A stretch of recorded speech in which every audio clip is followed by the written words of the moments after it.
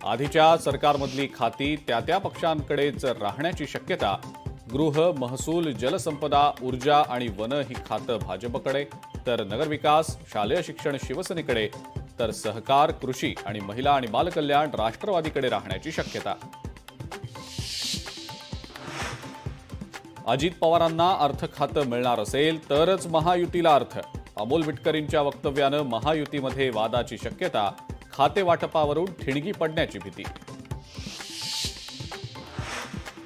मुख्यमंत्री आणि उपमुख्यमंत्र्यांची आज बैठक होण्याची शक्यता। बावनकुळे आणि एकनाथ शिंदेंमध्ये 40 मिनिटं चर्चा। शिंदेंना हव्या असलेल्या खात्यांबाबत चर्चा झाल्याची माहिती।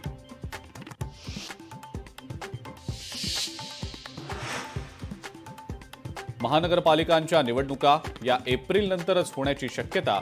22 जानेवारीला निवडणुकांबाबतची सुनावणी। कोर्टाच्या निकालानंतर तयारीसाठी किमान 3 महिने लागणार। वन नेशन वन इलेक्शन विधेयक कॅबिनेटमध्ये मंजूर झाल्याची सूत्रांची माहिती। मोदी सरकारचा मोठा अजेंडा कार्यान्वित होण्याचा मार्ग मोकळा। केंद्राचं एक पाऊल पुढे।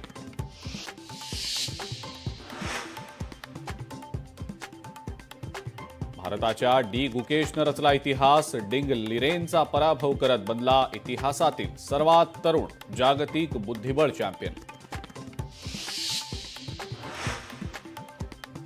आणि दिल्लीमध्ये होणाऱ्या मराठी साहित्य संमेलनाचं उद्घाटन स्थळ बदललं जाण्याची शक्यता।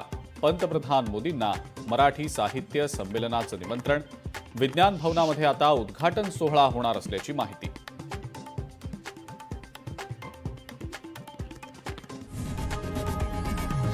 लोकशाही मराठी ऐका, पहा, जागरूक रहा।